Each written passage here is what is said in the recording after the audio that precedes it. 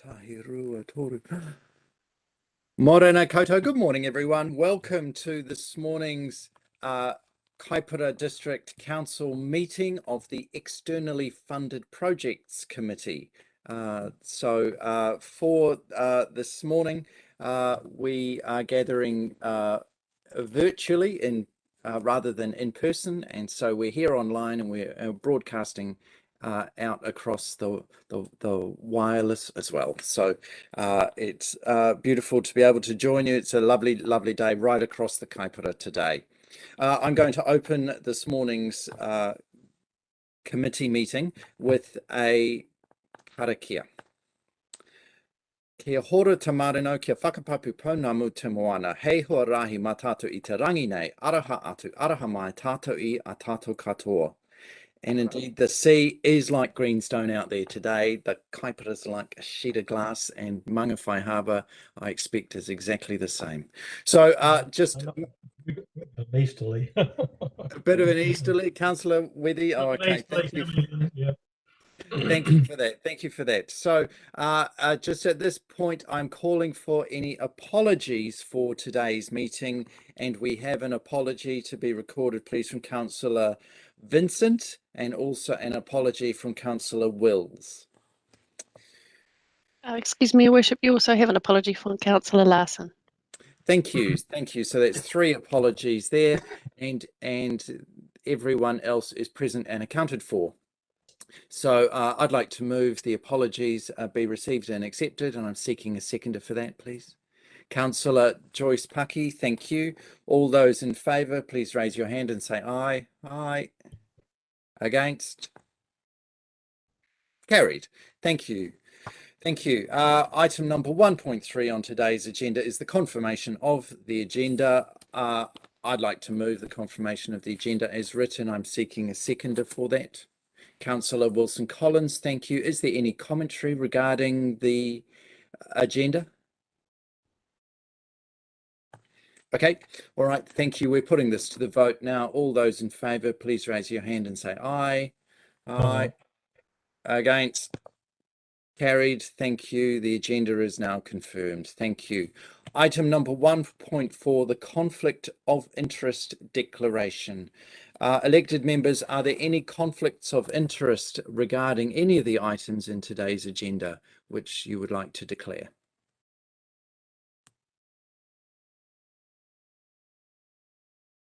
No conflicts of interest. Thank you.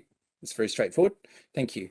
Okay, we'll move on with the next part of our meeting agenda for today, which is the confirmation of the open minutes of this committee from the 9th of February committee meeting. So Councillor... Yes, I'd move the true and correct. Moving them as true and correct record. Thank you, and seeking a seconder for that. Councillor Kerno, thank you. Are there any questions here regarding this? No questions? Lovely, thank you. So statements. Councillor Delavaris Woodcock, would you like to make a statement about the minutes? Or no, thank you, Mr. Mayor. Okay, thank you. Thank you. So I assume no one else wants to make a statement. So we'll put this to the vote now, adopting these as a true and accurate record of what took place at the 9th February meeting. All those in favour, please raise your hand and say aye. Aye. Aye. Against? Carried. Thank you. Wonderful. On to our business for the rest of our business for today, and our kind of creative project items, if you like. The first of these is the Kaihu Valley Trail project update. And so we have a report here for noting. So I'm seeking someone to move the noting of this report. Councillor Wilson-Collins, thank you. And a seconder for this to put it onto the table. Councillor Joyce Paki, thank you. So at this point, we're handing over to Vibeka Wright. Morena, Vibeka. Morena, everyone. Thank you. And through you, Your Worship, I guess we'll do the normal routine of taking the reports as read, but I'll just note a couple of things to draw to your attention. So, in respect of the Kaihu Valley Rail Trail, we are still waiting for the dock endorsement. So that is affecting progress in separable portions 1 and 2. But because of the nature of the project, this means that we can mobilise the work crews on other portions to maintain progress. Our funding partners, MB, understands what those constraints are, but we may need to escalate the dock issue if we're not able to resolve it locally. In respect of Te Hohanga Marae, they remain reluctant to endorse the trail along Station Road, on Station Road along its frontage, but we are having discussions with Waka Kotahi, who are liaising with Kiwi Rail on our behalf, just to see if we can potentially put the trail on the northeastern side of the railway track. So earthworks and fencing have started at the Dargaville end. This has been communicated to the marae so that they're aware of that. Thank you. Are there any questions? Thank you, Vibeke. Councillor Wethy, question. Thank you, Mr. Mayor. Yes, Viveka, I'm just looking at the issue with dock, and I'm just sort of advising that there are other areas within the district that are having great difficulty getting dock to even reply to letters sent to them on important issues. So I would suggest, if you're thinking of escalating it, do it sooner rather than later. I think you need to keep the pressure on, because they've apparently, I don't know, all gone to sleep up there or something, but we're not having much joy on this side of the district to getting any response out of them. Thank you. All right, thank you. Councillor Kerno and Councillor Delavaris Woodcock, thank you. Thank you, Chair. Curabica. I'm just wondering, do we have a kind of a break point around the dock thing? I mean, what's a trigger, because it's just sitting there on the agenda as stalled for months now. So I'm just wondering what our break point is. Yeah, Councillor Kerno, your line is distorted there. It's very hard to hear you. Could you please repeat that? Yeah, I was hoping to understand what some of what you said. break. Okay, sorry, Mayor. I'll try again. I was understanding the point in terms of the escalation to dock. At what point do we do that? Because it's been sitting there stalled for quite some time. Okay, so thank you, Councillor Kerno. So Vibeke, that's about the break point, or what's the tipping point here for escalating this item? Through you, Your Worship, I would want to confer with the project team just in terms of how much progress they can maintain on the other portions of the trail before it becomes a really critical issue in terms of those separable portions 1 and 2. So if I can make a note of that and report back, I'll do that. Thank you. Thank you. Mayor, I'm just going to try and move to a different location to see if that helps. So bear with me. Thank you. Thank you. Does that involve a car journey, or is it just across the house or across the room? Yeah. Good luck. I'm just moving. Yeah, maybe some time. We'll send out a search party if you get lost. Thank you. Councillor Delavaris Woodcock, question.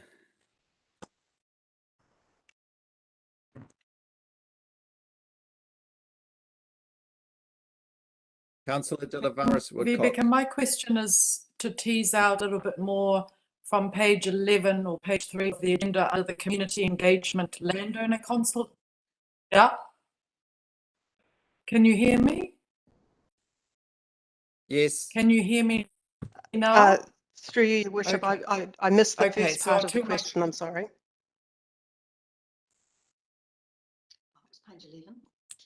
Yeah, if you just hold, Rebecca, if you just hold for a second, Councillor De La Could Varas you Woodcock, if you could just proceed with talk your about how question the about visits with the landowners? How are the landowner visits progressing? The landowner support that is mentioned under landowner consultation in the second bullet point. Thank you. Through you, Your Worship, I understand that they are progressing quite well. There are 2 current landowners where there is more extensive engagement required, but generally there's been a very good level of feedback and support. So it's really a question of the project team working through the landowners' concerns and seeing if they can ameliorate them or potentially, I guess, look at different route for the trail. But certainly the disengagement has been in the minority. So that sounds cautiously optimistic. And I guess that's just a process that has to unravel and unfold. Is that correct? Through you, Your Worship, that's correct. Yes. So it's a diplomacy rather than a legal interaction? Through you, Your Worship, yes. Great. And then I had another question. When I went out Parore West Road the other day, I saw earthworks taking place along on the coast side of the Kaihu River, and from Parore West Road. I was wondering, is that part of the trail that's already begun? Through you, Your Worship, I'm sorry, I would actually need to check on that. I don't believe so, but I would need to check on that and report back. Sorry. Okay, excellent. And that's it for me. I don't have any other questions. Thank you. Thank you. Are there any further questions from elected members here in this project?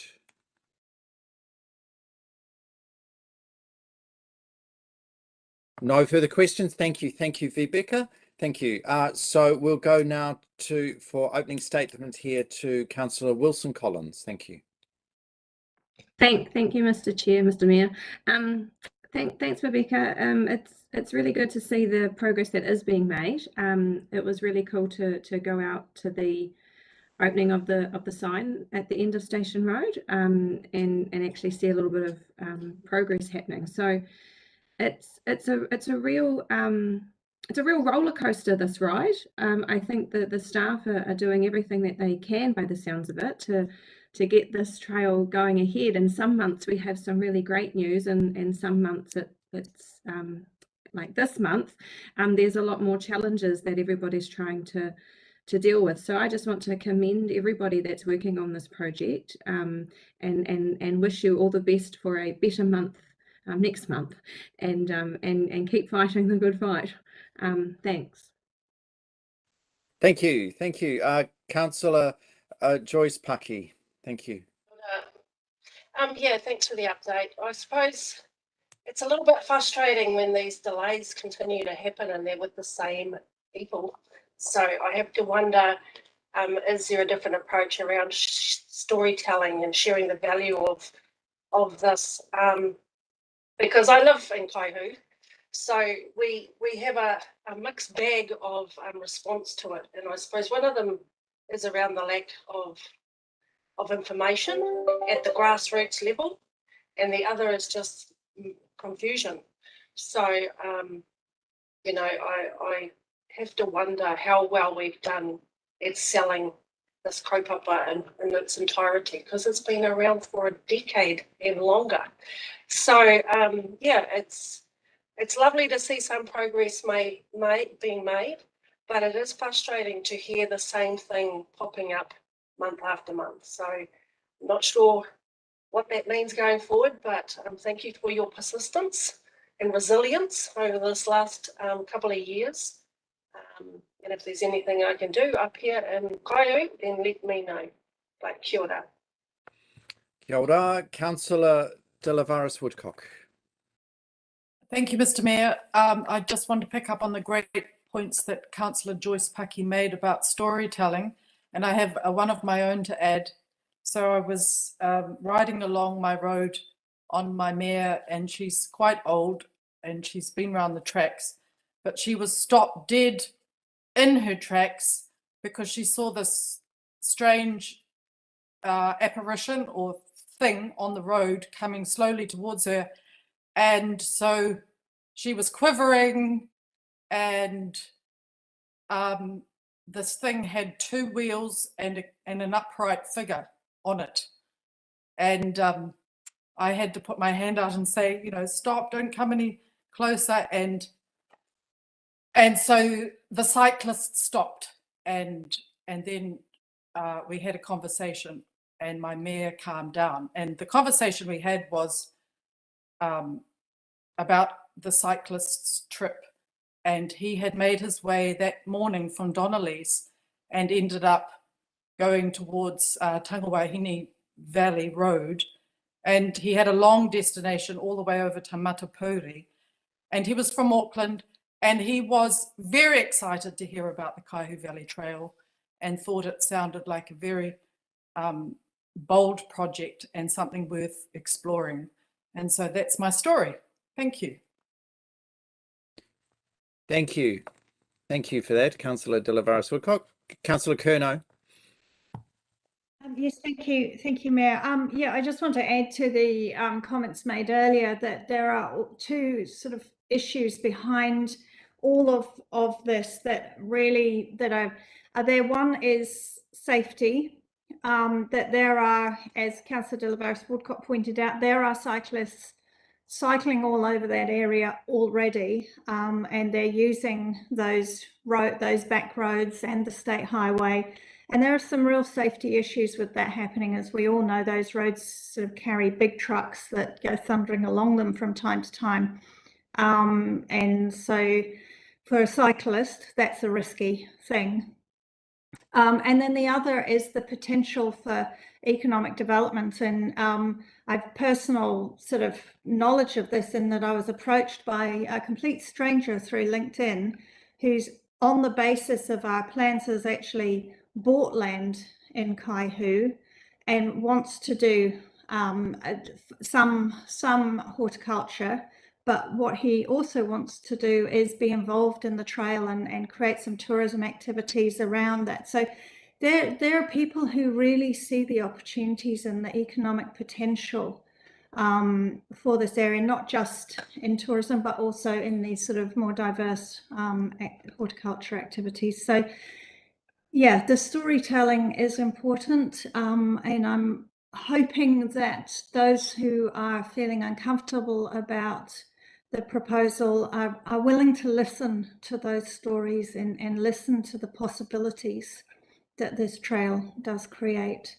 Yeah, as we know at the moment, sometimes people can get quite fixed in their views, and being willing to listen and be open is actually really important right now. So I hope that over the next month we see some progress and the frustrations with some of the delays are eased, and that the steadfast work of the team can continue at perhaps greater pace than they've been experiencing so far. Thank you. Thank you. Thank you. Councillor Wethy, is there a statement from you? No statement from me. Thank you, Mr. Mayor. Okay, thank you, thank you. Just a very brief one from me is echoing the statements from the colleagues around the table. I'm just very keen for the impediments that seem to be in the way in parts of this project to be being removed, and for this to continue rolling along. It is a project of enormous promise and potential for the whole area, and where you read here that the rest of Northland region is potentially looking at turning this into a hero project from a destination perspective, we all go, how can we best be prepared for those opportunities? And many people on their bikes, as Councillor De Lavaris Woodcock has just explained, coming along the road, along the trail, and sharing this experience of the place for the first time for many of those people, on a bike, rather than by car. And that is an extraordinary opportunity that is ahead of us here with this great project. So here's to the storytelling, here's to the impediments being removed, and here's to pedaling full speed ahead on all of this. All right, so thank you. And Councillor De La Barras Woodcock, I hope you and your old mare got home all right, safely. Yeah, so thank you. Thank you for that. Right, Councillor Wilson Collins, back to you for a closing statement if you wish. Nothing further to add, thank you. Nothing further to add. Right, we're taking this to the vote now on the noting of this report. All those in favour, please raise your hand and say aye. Aye. Aye. Against? Carried. Thank you. Thank you. Right. So we're moving on now to our second of our projects, which is the Kaiwaka footbridges. And so Councillor Wethy is moving the noting of this report, and Councillor Kerno is seconding this. Thank you.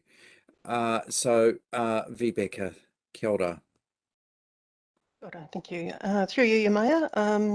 So the key points to note with Kaiwaka footbridges is that the physical works are complete and a blessing is scheduled for the 26th of March, that's Saturday.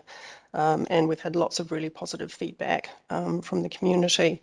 I do want to draw to your attention, however, the budget is not green as indicated in the report, it is now amber. We have a funding shortfall of 20,000 relating to asbestos removal and legal fees associated with the granting of an easement from LINZ. And as you'll have noted from the Wolves report later in the agenda, we are putting a report to Council at the end of the month to seek that additional funding.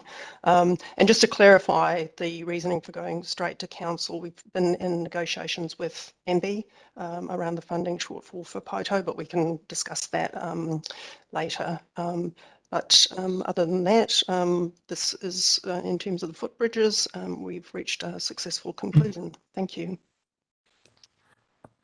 Thank you. Thank you. Councillor Wethy, question for clarification. Yes, thanks, Mr. Mayor. Yeah, just on that question of now you've mentioned, Rebecca, the shortfall in funds relating to asbestos removal. I thought last month we had reported that had been covered off, that there would be, you're talking about $10,000. Has there been extra cost, or is the extra cost associated with the legal fees on the easement? Through you, Your Worship, what we reported last month, I believe, is that the asbestos had been removed, and since then we have received the bill for it. And the legal fees is something that has cropped up in the interim. So the total overrun, including both the removal and the, is in the order of 20,000. Is that right? That's correct. 23. Yeah, thank you. 23. My apologies.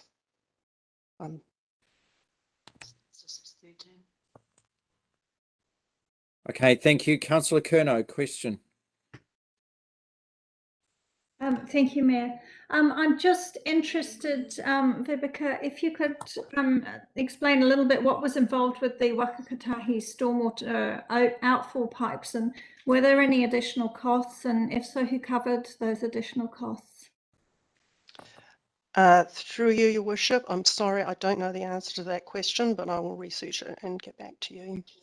Thank you. Thank you. Are there further questions for clarification on this project?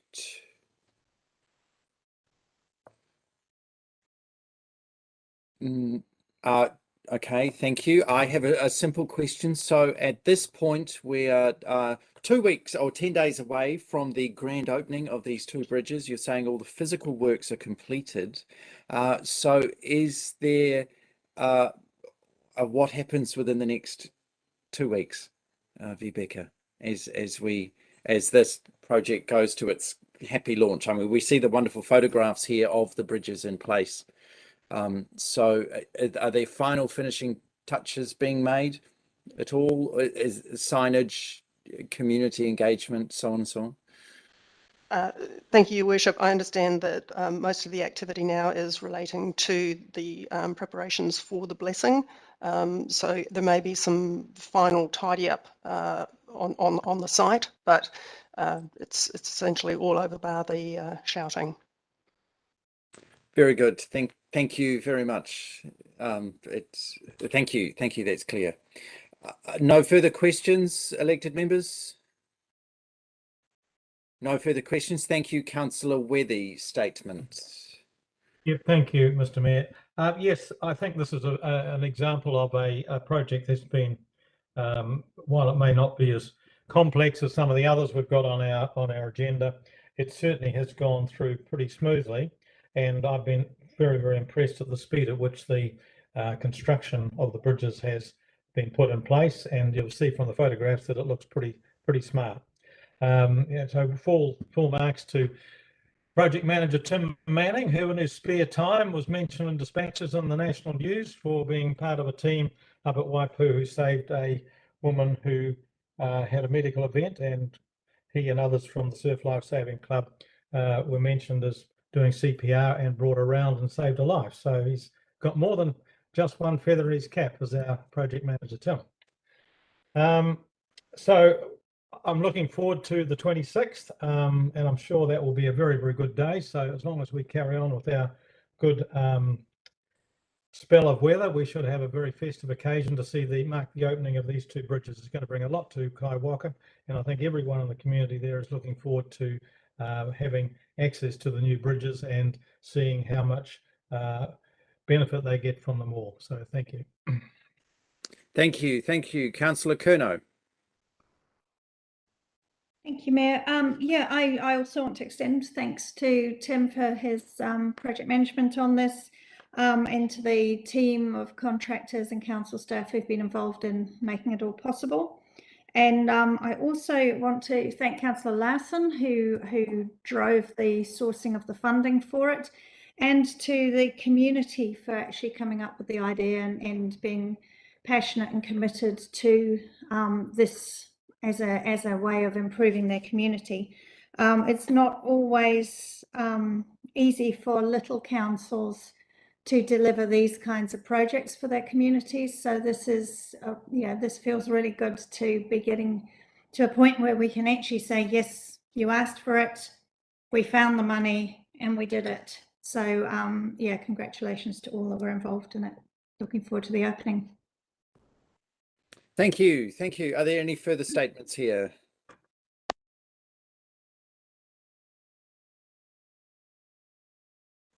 No further statements. I think everything that's needed to be said has been said. So congratulations, everybody. Thank you. Project very efficiently managed and worked through here. Councillor Wethy, back to you. Closing statement if you wish. No, nothing further. Thank you, Mr. Mayor. All right, thank you. We're putting this to the vote now on the noting of the report regarding the Kaihu footbridges and the opening on the 26th of March coming up in 10 days' time. All those in favour, please raise your hand and say aye. Aye. Aye. Against? Carried. Thank you. Congratulations, everybody. Moving on to our next item, the Manga Shared Path Project update. Councillor Wethy is moving this item, and I'm happy to second this item. Thank you. Rebecca. Thank you, Your Worship. So we are making steady progress on the project, and we have received notification that we can expect a decision soon from Woodcock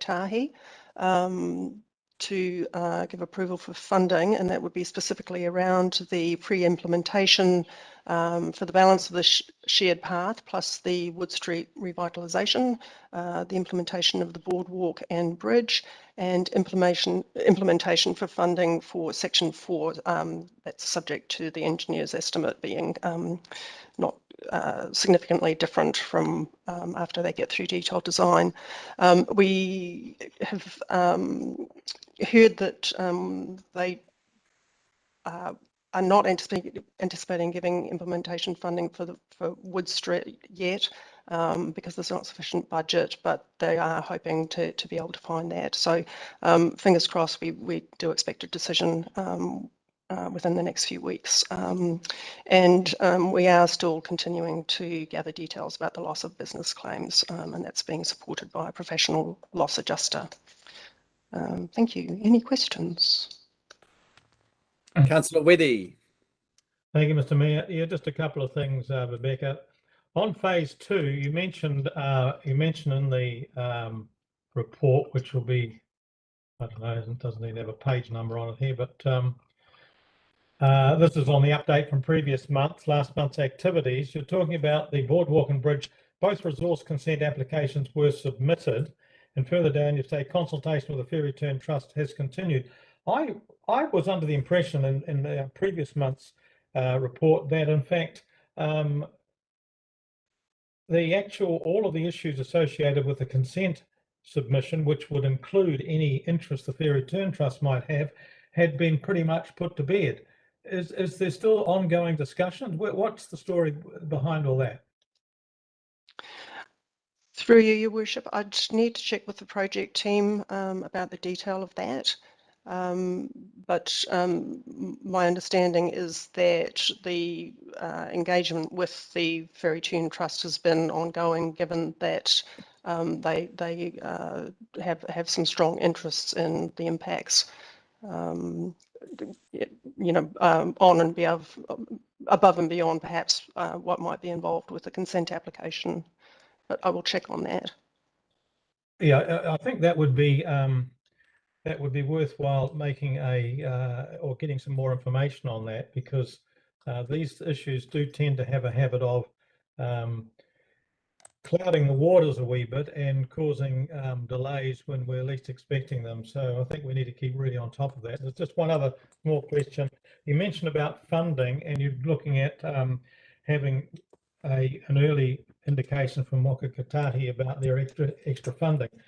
I'd just bring you back to your Amber on the risk associated, the cost of phases 1 and 2 will exceed forecasted budget.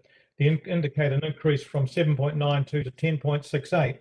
Now, with your comment earlier about Waka Kotahi looking as though they're going to come up with the extra funding, how much of that gap does that close? What are we looking at? Will if they come up with the funding that you're hoping for, will that close that gap completely? Through you, Your Worship, I'm sorry, I will need to dig into the finances a little more carefully and come back to you with an answer on that. Yeah, that would be worthwhile. Appreciate that. Thank you, Rebecca.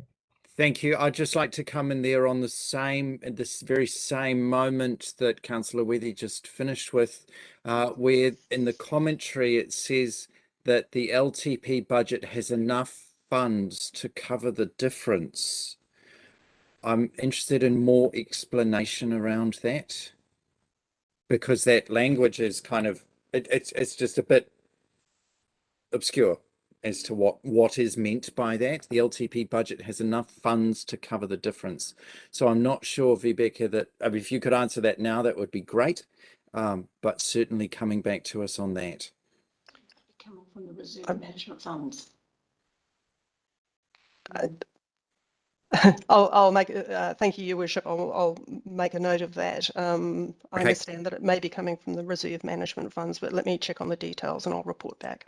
All right, thank you. Thank you very much. That's clear. Thanks. Councillor Kerno, questions for clarification. I'm assuming it might be reserve contributions funds, but yeah, that would be good if we can get clarity on that, because that was a bit of a please explain for me as well when I read that. So I really don't know what they meant.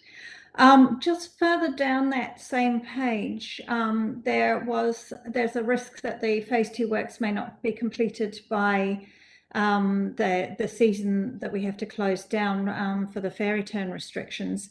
How serious would that be in terms of presumably budget is the key risk there? If we have to close down, does that add additional cost to the project? Through you, Your Worship, I'll check on the detail on that and report back to you. That would be great because, yeah, often a close down does involve additional costs.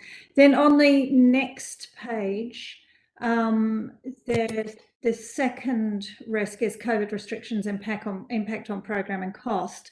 And there's a statement from Tim, presumably, that there will be an approximate $175,000 impact on project costs.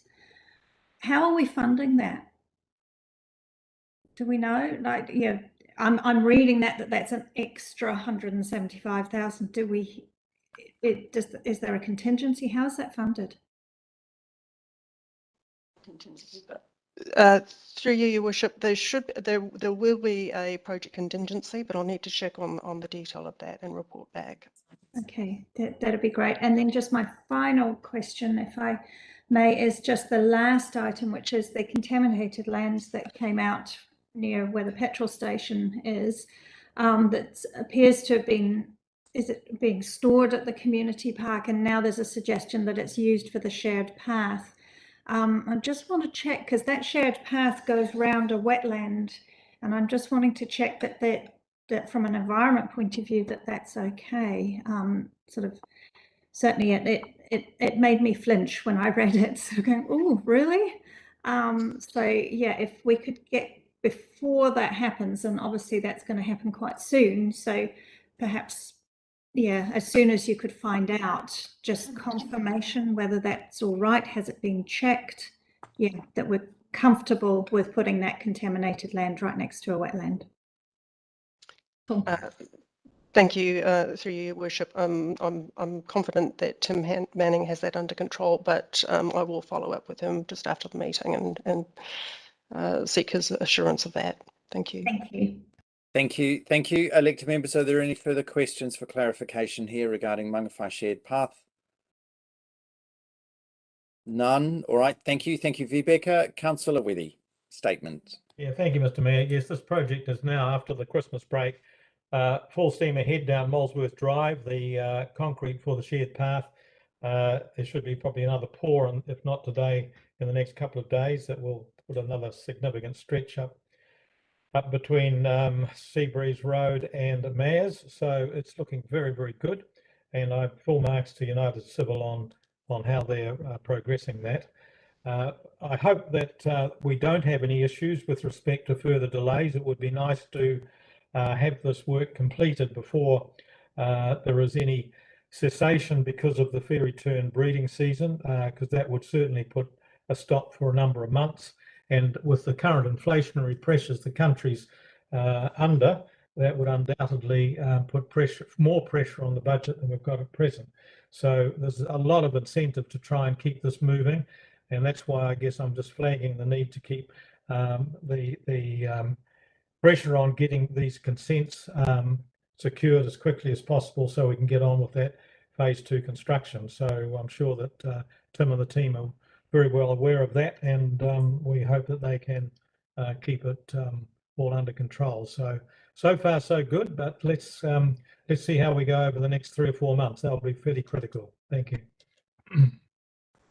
Thank you. Thank you. Statement from me again. This project is very, very visible in the centre of Mangawhai, and it would certainly appear to be progressing well. I'm looking forward to the confirmation from Waka Kotahi of their funding, and I'm aware that the world outside of our project is a very complex place right now with inflationary pressures and business continuity planning issues and continuity of supply and security of supply for goods and materials for projects such as this, and especially regarding the bridge which is being planned as well here as part of the next phase. So but there's been great progress over the summer period, and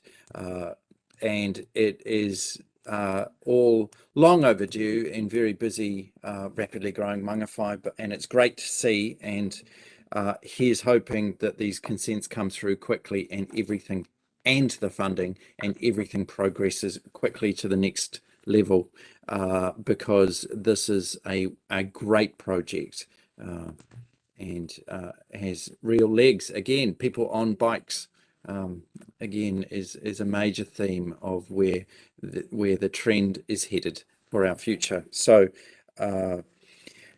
onwards, rolling, faster. Council, thank you. Councillor Kerno, statement. Yes, I'm seriously looking forward to getting on my bike on that shared path. Yeah, it's pretty exciting. I just wanted to make one request, and possibly it's underway, but the green bits on the map, so that's stages 11, 12, 13, 14, 4 and 5, that those are being business cased or have been business cased, so that we are ready to jump with those next bits should some money sort of pop out of the ether at some point in the future. Yeah, it'd be really good to be able to jump on that really fast. So yeah, just a suggestion to the team if that's not already underway. Thank you. Further statements, elected members? No further statements. Thank you. Councillor Worthy, closing statement. No, my only closing statement is to try and get this whole project completed, phase 2 included, before the end of this term. So that means we've really got to do it before the start of the fairy tern breeding season. Thank you. Thank you. Yes, indeed. Right, so putting the noting of this report to the vote now. All those in favour, please raise your hand and say aye. Aye. Against? Carried. Thank you, and congratulations again to the team for the great progress there. Moving on with the next item, page 47 of our agenda, the Unsealed Roading Network project update for March. I'm happy to move that, Mr. Mayor. Thank you, Councillor De Lavaris Woodcock moving that, and Councillor Wilson Collins seconding this. Thank you. Onto the table. Kia ora, Vibeka. To your worship, the project is tracking very well. You'll see steady boxes of green across the top there. So 5 kilometres have been completed out of season, and the teams are ramping up now that the proper season is arriving. The associated improvement works are mostly completed, and the rip and remake method that has been trialled looks quite promising, and so there is a plan to implement that further. And the other district councils are now adopting the methods refined through Kaipara District Council's Centre of Excellence, so a bit of kudos there. Thank you, and happy to take any questions. Thank you. Councillor De Lavaris Woodcock, question. Yes, thank you. My question, Vibeka, is about, thank you, Mr. Mayor, is about the Morgan Road Rip and Remake trial. I see from the picture that, or from the report, that it's only one landowner down that road. So I'm just wondering about the traffic use and any more detail you can offer about that trial, because it is so promising. Through you, Your Worship, I'm afraid I don't have a lot of technical understanding of the method and the trial, but just to clarify, is your question about whether or not the technique is suitable on higher volume roads, or? Yes, so just like, just question the assurance of the proof that it's successful with a road that's, well, it's a band 1 road, which I don't know, but I presume that means it's not used frequently by many users. And another question I do have is about the water. Why we couldn't obtain water from the Kaipara District bore supplies, or why did it have to come from Ruakaka? Is any more detail you have to offer would be very helpful. Through your worship, my understanding is that the project teams have sought water in a manner that is the most economic. So I would need to check on the details of seeking water from that particular source, but I also sought assurance that there wasn't inordinate expenditure on transporting water, and it was assured that that was foremost in their minds. Right, thank you. Thank you. Thank you. Are there further questions for clarification?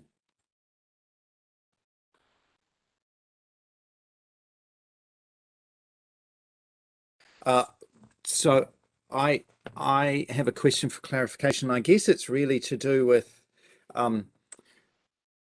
one of the huge successes of this project, and it's what you just indicated, Vibeke, which is regarding the Centre of Excellence that Kaipara District Council and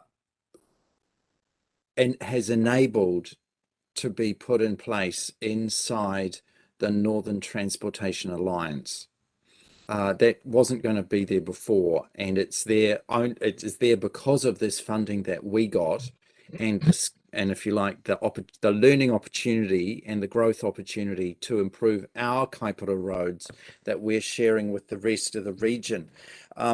Look, I'm all ups for that. Where I'm coming from is what kind of celebration or promotion of that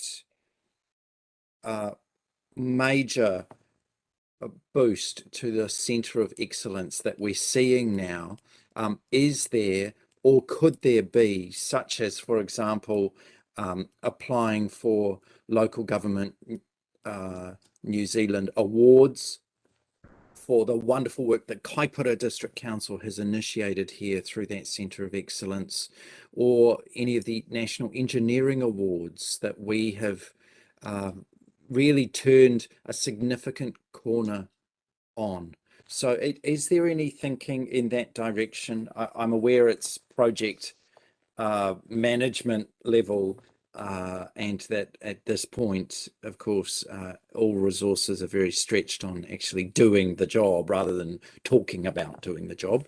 But I'm just wondering if there's any opportunity there to help celebrate the fact that actually Kaipara's roads are being significantly transformed, and that's to the benefit of many other people as well. Could you comment on that, please? Thank you, Your Worship. Yes, fair question. In terms of the awards, I would need to check with the Northern Transportation Alliance about that. I am aware that some of the engineers involved with the Centre of Excellence have made presentations at industry conferences, specifically on this project. So certainly the word is getting out through the professional channels. Okay, thank you. Thank you. Are there further questions for clarification here? No further questions. Thank you. Thank you, Vibeke. Standing down again. Okay, Councillor Delavaris Woodcock, opening statement. Thank you. Thank you, Mr. Mayor. I'll just keep it brief. It's good to see that the work is progressing there on the unsealed network, and it is unfortunately not all of the roads in Kaipara, because there's still great improvement to be made for our unsealed roading network as a whole. But these roads that are getting this much needed upgrade and work done is marvelous, and I can see that the report ticks so many boxes in many ways, and so also would like to note the culvert detail. It's very appreciated. The works that have been undertaken and documented in photographic detail is really, really helpful, because I am aware of the huge importance of culvert clearing for our ongoing water tabling and maintenance. So good work. Thank you, Vibeke. Thank you. Thank you. Councillor Wilson-Collins. Thank you, Mr. Mayor. Yeah, thanks, Rebecca, for the update. This is one of the projects that seems to consistently be tracking positively, which is really great to see. And the feedback from the community about the roads that have been completed is really positive. So that's really awesome.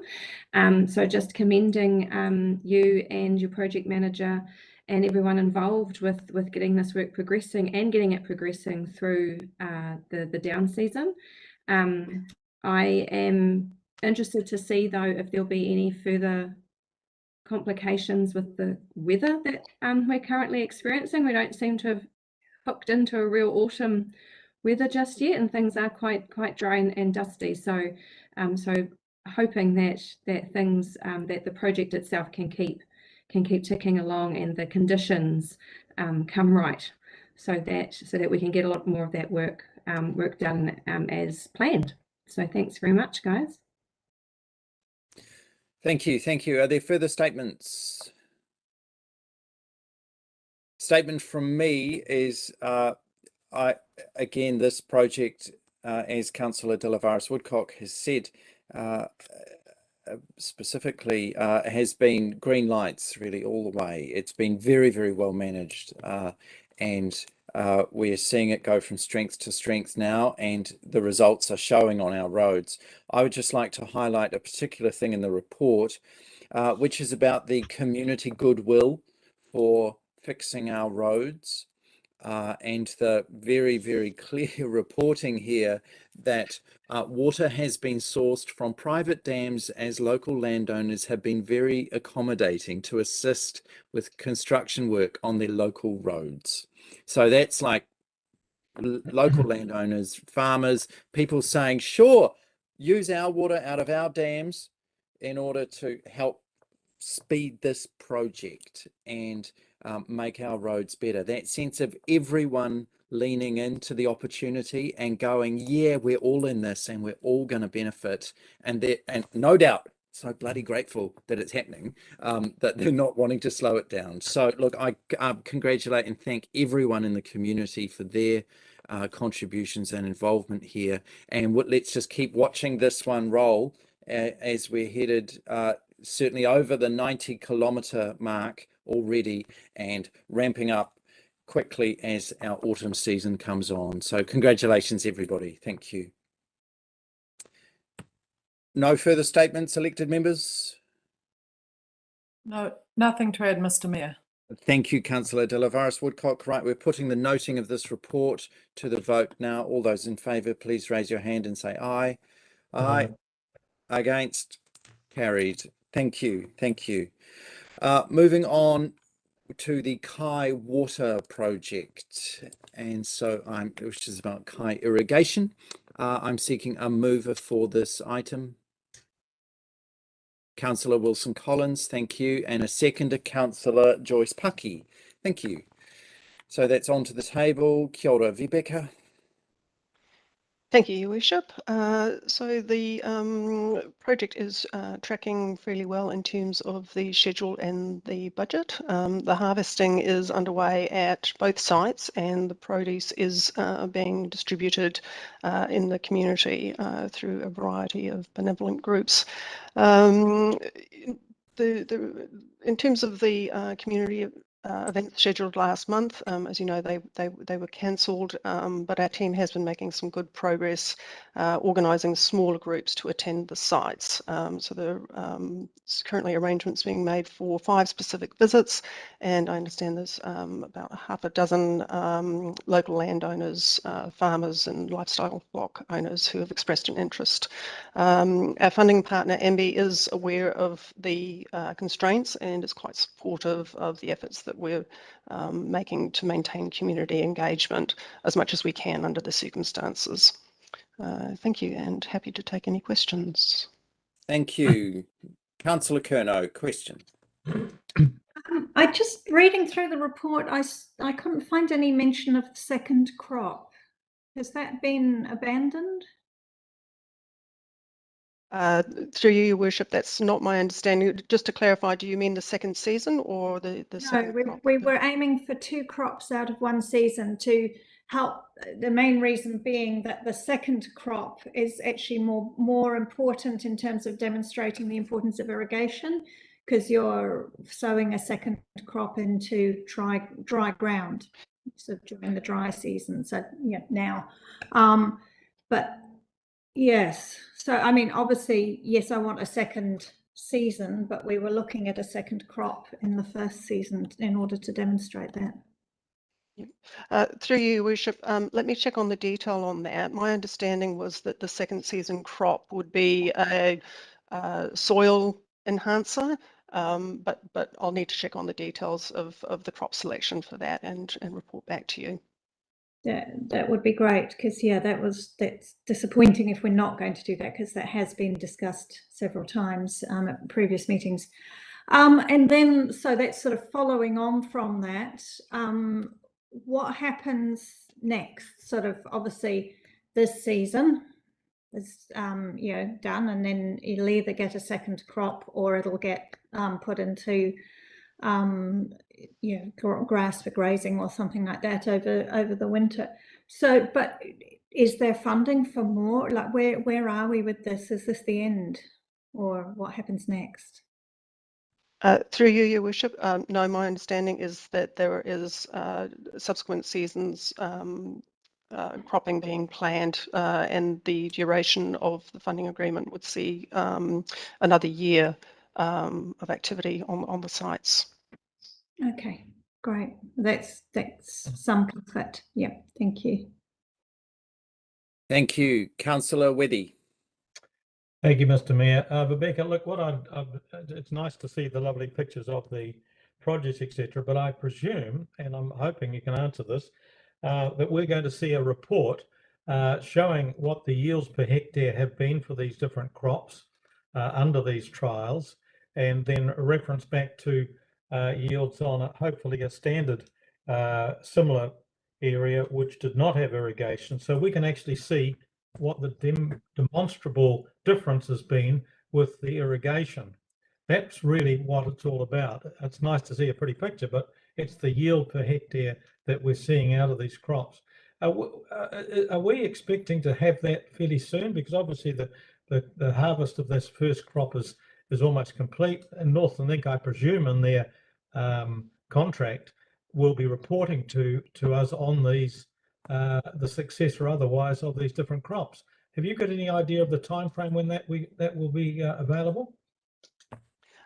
Through you, Your Worship, no, I'm not familiar with the timing on that, but I do know that Northland Inc is collecting data on each of the sites. So I will check on how they intend to package that up, as it were, in terms of report and report back. Thank you. Thank you. Thank you. Question from me. So just exactly where you were there, Vibeke. So is that intention of Northland Inc about how they're going to report back? I'm circling around here to what Councillor Kerno was just saying. Is that going to have reference to the original intentions for this project, or is it just going to be what Northland Inc wants to talk about?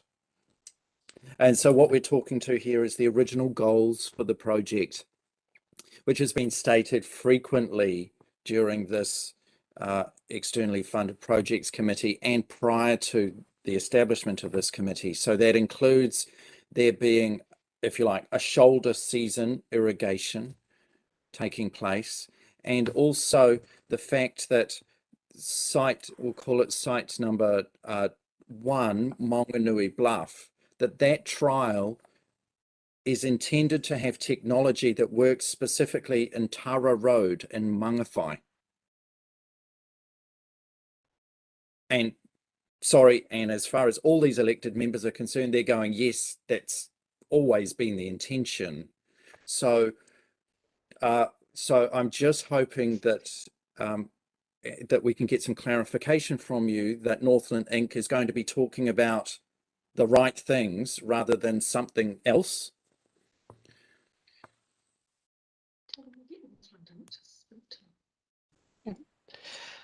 Through you, Your Worship, I will certainly go back to Northland Inc with those comments and clarify with them what the expectations are for the reporting. Certainly from the funding agreement perspective, the purpose of the project was around irrigation and crop diversification. So I certainly would expect that Northland Inc. would be reporting on those matters, but in terms of any additional information requirements that may have been subsequently suggested to Northland Inc., I would need to clarify that given my recent arrival. Okay, thank you. So the challenge for me is that they're not subsequent. They're actually the origins of the project and where it came from, not, oh, and by the way, here's a new thing that we've now thought of. It was actually where the whole project came from. Yeah. So thank you. Noted. Thank you. Are there further questions, elected members, for clarification?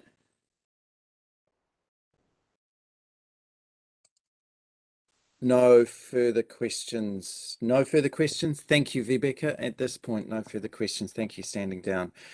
So, Councillor Wilson-Collins, statement. Thank you, Mr. Mayor. Thanks, Rebecca. Yeah, it's an interesting project, this one, because of the subsequent involvement of Northland Inc. And I think the Mr. Mayor has made a very valid questioning line there, and I think it's really important that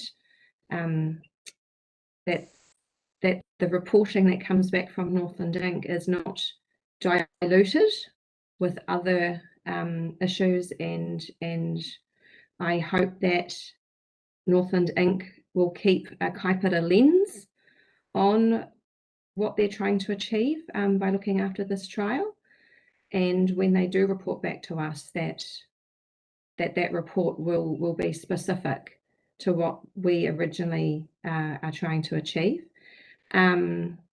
I also want to commend the staff for using the initiative and getting those crops out to the communities.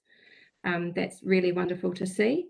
It's really nice to see that different community groups are benefiting with food parcels, etc., with the crops that have been developed, and thankfully the crops themselves have been worthwhile to distribute through to the community. So that's a plus in itself.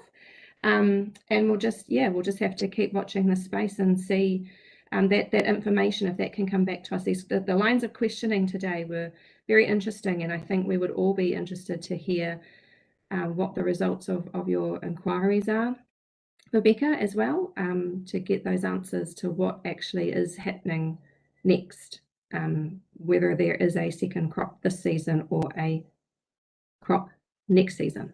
That'd be really awesome. Thank you very much. Thank you. Councillor Joyce Paki. Kia ora. Yeah, thank you, Rebecca, for the presentation and update. I hear the questions, and they're very valid questions, and I just want to say, that's our job to push that stuff and get the answers that we need. On the upside, I love this project, and it couldn't be more relevant in this current environment.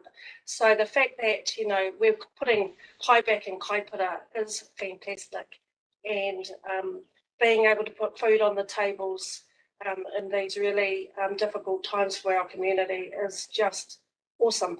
I don't know whether this is where these watermelons came from, but I saw our pātaka in Dargaville loaded with watermelons one day, and I saw whānau going in there and picking them up, and I took one up to my mother as well.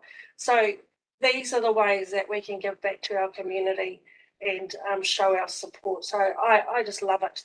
It's those good news stories that I'm not seeing or hearing enough of to say, something that was aspirational 2 years ago was just this vision and this thought has really landed to things, to plants, to fruit in the ground, and then ending up on a dinner table. So I love this kaupapa. I think it's wonderful, and given the current state of the world and the environment around us, I think it's really timely, and I'm so proud of kaupapa for leading in this space. So kia ora. Kia ora. Are there any further statements from elected members here?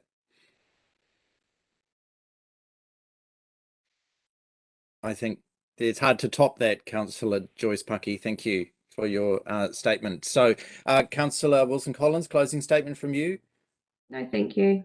Okay, so all right, thank you. We'll leave this item at this point. Thank you. So we're putting this to the vote now. All those in favour, please raise your hand and say aye.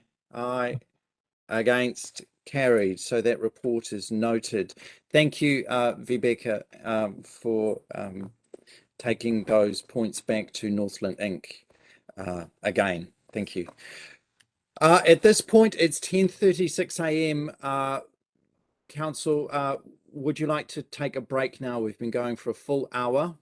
So we'll break, please, for just under 10 minutes. We'll resume at 10:45 a.m.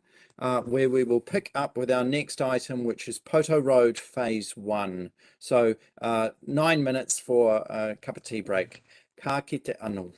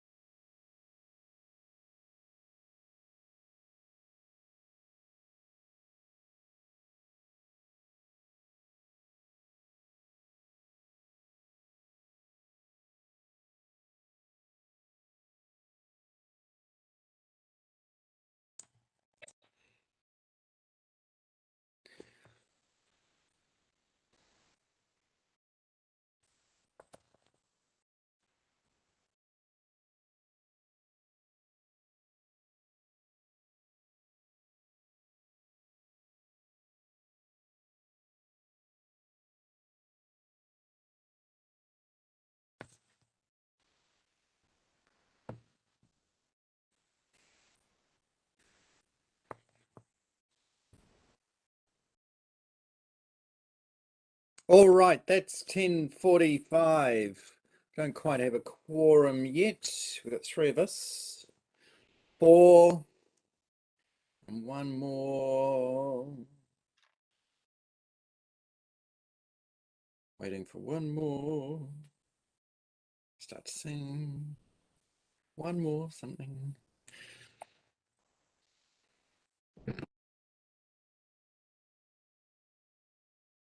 There we are. There's our quorum. Thank you, Councillor Wilson-Collins.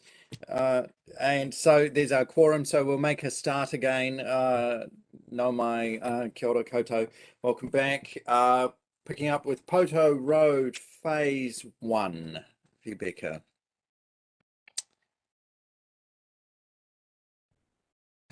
Rebecca's not joined us. There we are. Rebecca, kia ora. Kia ora. Thank you, Your Worship. So you'll see there is a nice stretch of green across the schedule, the budget as a result of the council decision last month and the risks and issues. So we are nearing completion. There is a blessing tentatively scheduled for the 7th of April. So the final 3 kilometres of seal are being completed, starting at the northern end and working its way south. And line marking, signage and advisory speeds will be completed this month. Thank you. Happy to take any questions. Thank you. Thank you. Are there questions, elected members?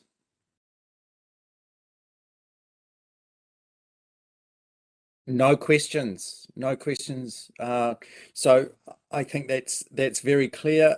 My hope here is, yes, that a 7th of April blessing and confirmation of that means that this project, rather like the Kaihu footbridges, will be done in advance of the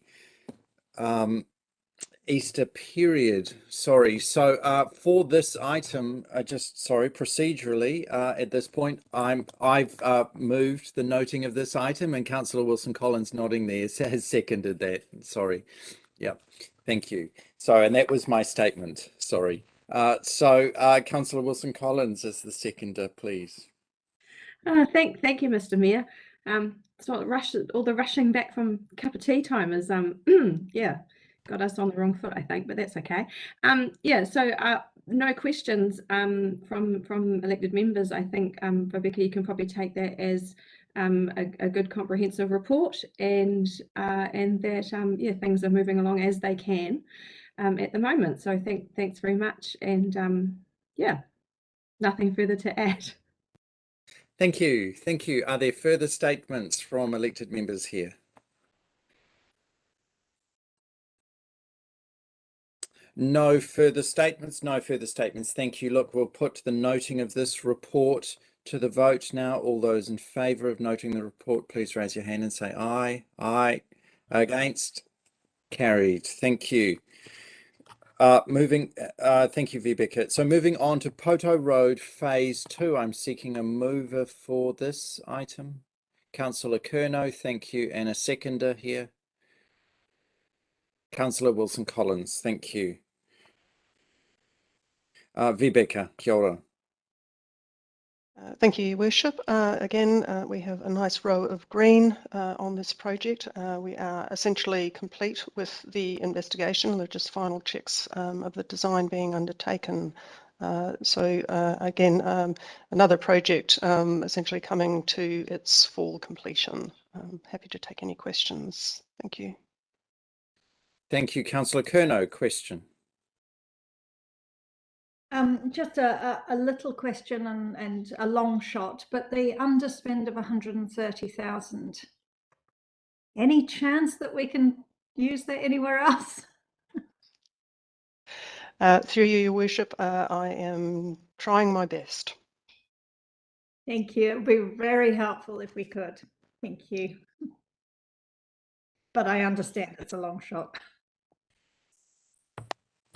Thank you. And so, Councillor Kerno, that's the underspend here with the revised project plan as against the original one with all the millions of dollars that actually all went back as well. So this is the extra added bonus interest on top of what's already been returned. Yeah. So hopefully that's even added leverage the opportunity here. Thank you. Are there further questions?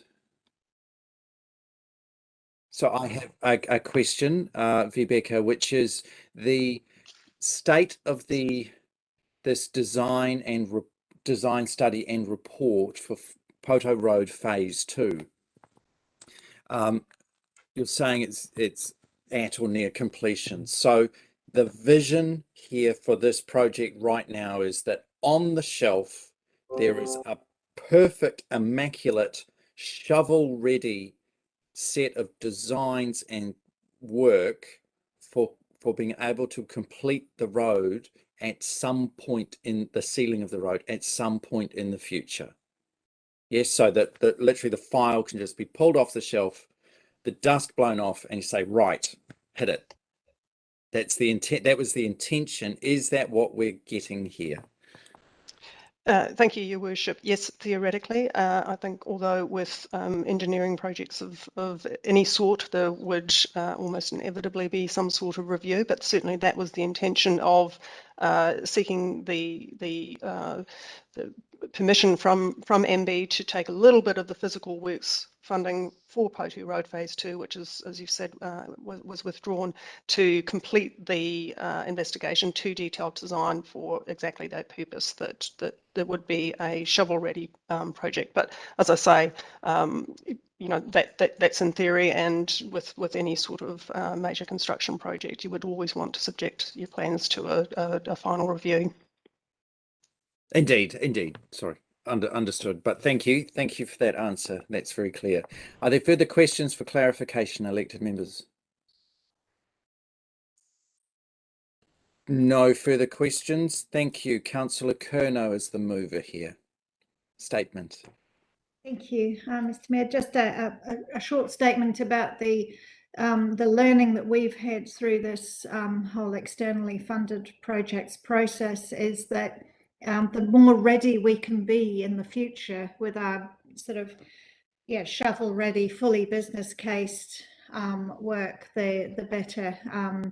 Because I mean, we did well, but we had to scramble to do well in getting these different funding inputs.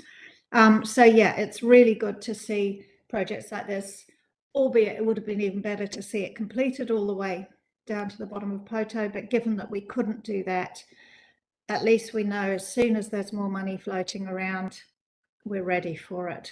So yeah, well done to the team for getting it as far as we have. Thank you. Councillor Wilson-Collins, statement. Thank you, Mr. Mayor. Just along very similar lines, it's a bittersweet feeling that we've completed a project, but it wasn't the original project. So it's great work from the team, and that's really awesome. But it's probably always going to be one of those things that we wince at until that day comes when that ceiling can be finished. So thanks very much. Thank you. Are there further statements here from elected members about Poto Road Phase 2? No further statements. Thank you, Councillor Kerno. Do you need a closing statement? No, thank you. Right, we're putting the noting of this report to the vote now. All those in favour, please raise your hand and say aye. Aye. Against? Carried. Thank you, Vibeke. That was very clear. The next item here is the Waipoua River Road project update, and I'm seeking a mover for this item. Councillor Joyce Paki, thank you, and Councillor Kerno seconding this. Thank you. Kia ora, Vibeke. Thank you, Your Worship. So again, we have a nice row of green in terms of our schedule, budget and risks and issues. Certainly tracking very well in terms of physical works. The ducting for the traffic lights has been completed, which did require some very temporary road closures. The one issue of concern, which is sort of outside the parameters of the funding agreement with MB, is the question of future maintenance of the road, given that it's not a council asset. But we are making some headway in our discussions with DOC, so we will keep you posted on that. Thank you. Happy to take any questions. Thank you. Questions, elected members?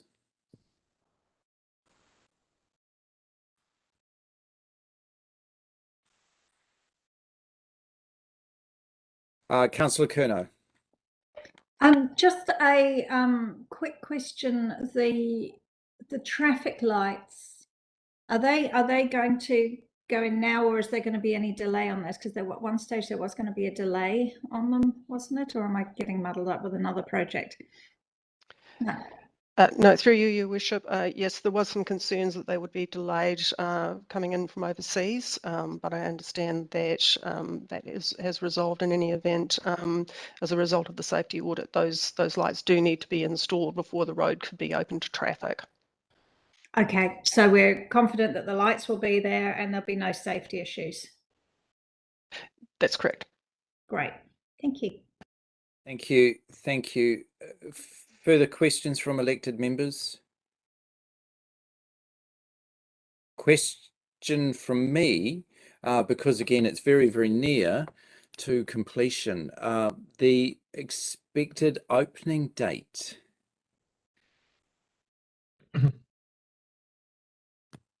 Fibre.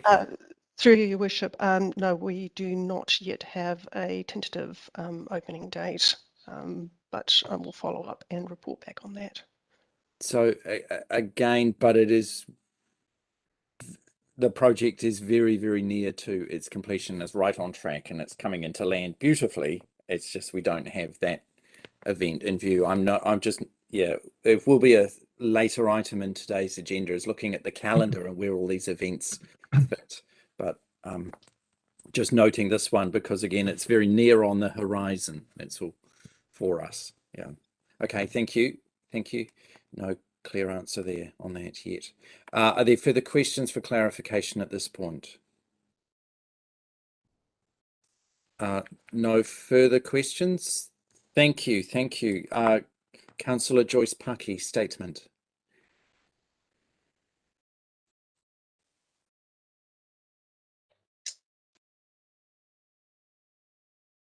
Kia ora. Sorry, I was having trouble unmuting.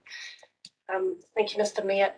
I am, again, really delighted to see this coming to near completion. And I know when we talk about risk, there was always large risk around closing an exit for the whānau down there in Waipoa. So it's been nice to see this steadily and progressing. And yeah, the road opening couldn't come sooner for some of them that are having to now venture way back into the black box to get back onto the state highway. So yeah, brilliant piece of work. There's going to be loads of benefit, and safety has always been the factor here. So I'm just glad to see it come into fruition near completion. So kia ora. Kia ora, thank you. And Councillor Kerno. Nothing to add, Mayor. Thank you. Councillor Wethy. Thanks, Mr. Mayor. Yeah, no, this is another project which has gone very smoothly, and I think that's full credit to the project team. There was a lot of discussion before we gave it the green light because of council's unusual role being basically the almost the project manager.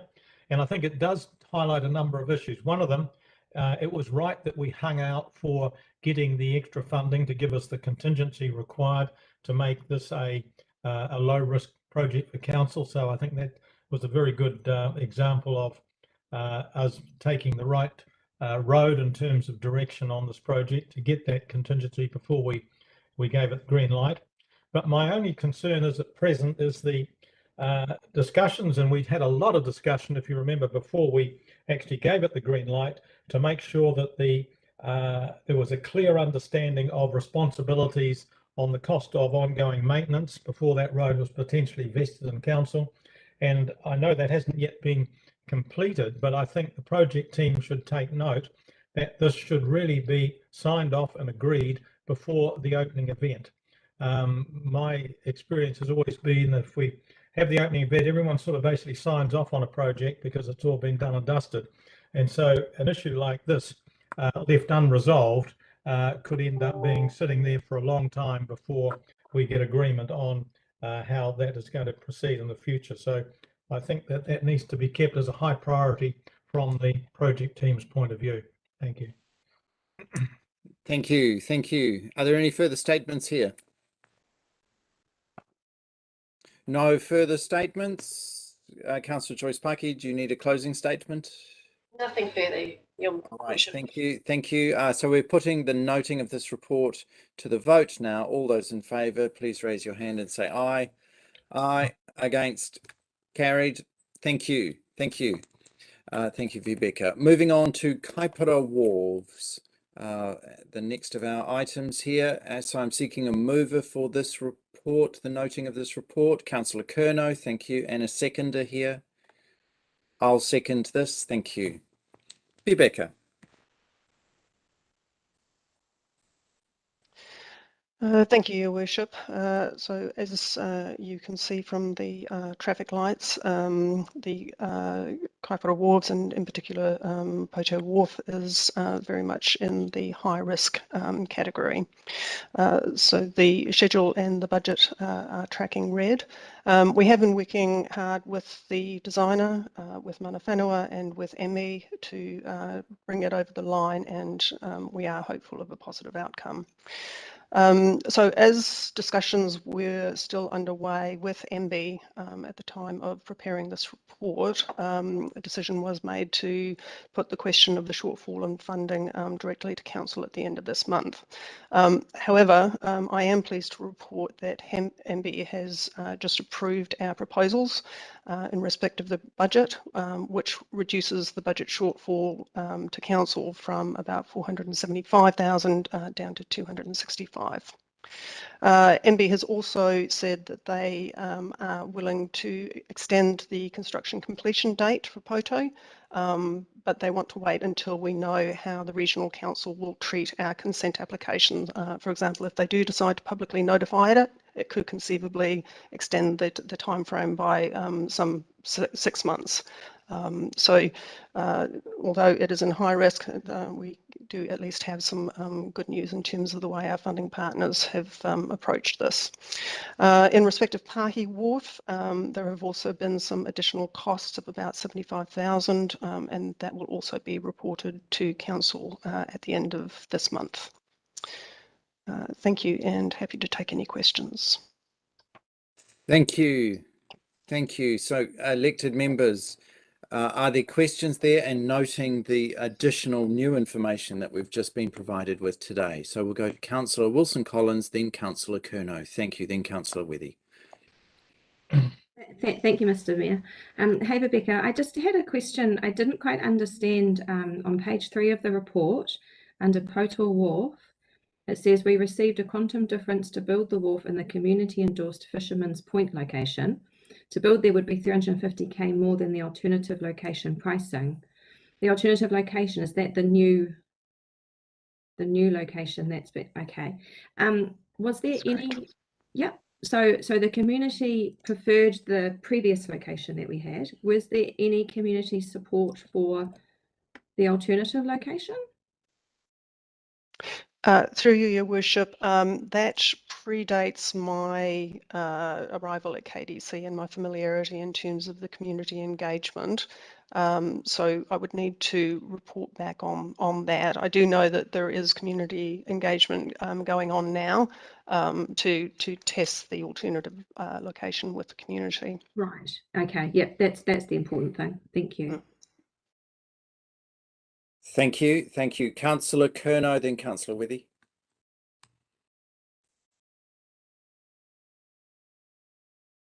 On mute, Councillor Kerno. Thank you. Sorry. Thank you, Mayor. Vivica, so I'm going to ask a few tough questions here.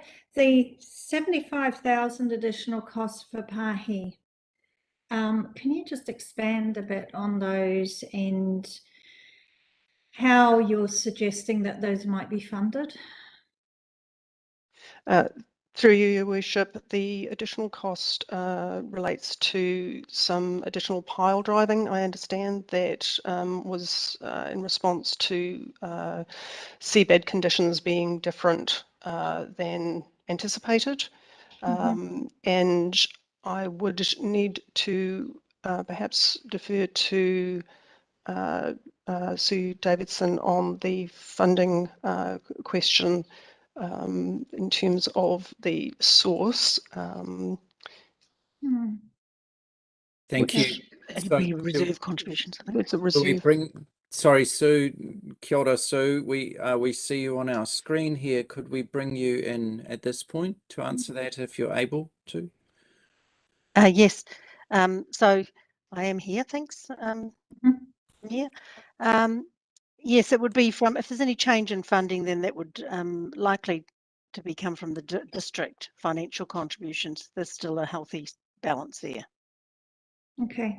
All right. Thank you. Thank you. And just I was a little alarmed at the on page 104 of the agenda that the maintenance agreement or the agreement that covered the responsibility of both parties was never actually completed or signed. How big a risk is that? I mean, it's obviously a red risk on this, but yeah, how did that even happen? Through you, Your Worship, again, that predates my arrival with Kaipara District Council, so I'm not in a position to explain the background of that, but certainly will follow up and provide an explanation. Is there any risk of them saying, nah, we're not going to maintain it?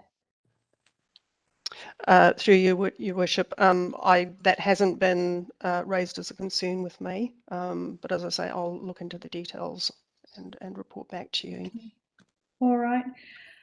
Just going up to Poto Wharf.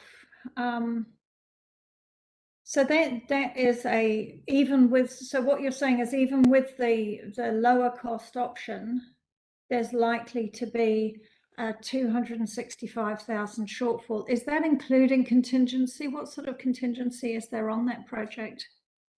Yes, through you, Your Worship, that 265 does include a contingency of 175,000, and that's considered prudent for a project of this type and in that environment. Okay.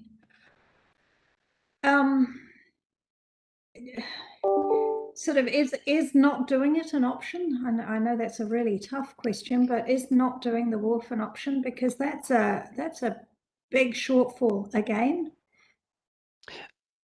Through you, Your Worship, certainly that would be an option that the council may wish to consider. I would note that the way that the funding agreement with MB is structured, that the funding for Poto Wharf becomes available once subsequent conditions precedent have been satisfied, which includes things like the resource consent. So to date, council has expended some money on the project to date, and the council would need to have a conversation with MB about whether or not, if it abandoned the project, whether it could uplift the provincial growth fund for those costs, or if council would in fact need to absorb them. So what you're saying is that according to this report, we've spent 221,000 so far. And if we were to cancel this project, we may not get that 221 reimbursed by MB. Through you, Your Worship, yes, that's a possibility, but that we would need to have a conversation with MB about that. Okay, all right. Yeah, that's quite. And just checking in, who will be maintaining this wharf? Who's responsible for maintaining it? the Poto Wharf? Through you, Your Worship, it would be a council asset and therefore maintained by council. And required to be maintained under the funding agreement. Okay. Thank you. That's all my questions. Thank you, Mayor. Thank you, Councillor Wethy, then Councillor Delavaris Woodcock. Thank you, Mr. Mayor. Yes, Rebecca, you just might like to clarify a couple of points.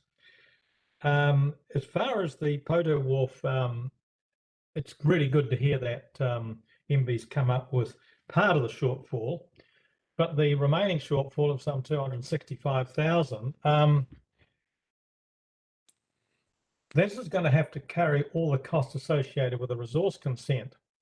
At this stage, if it goes to public notification, it's going to be a very much higher cost than if it's limited or non-notified.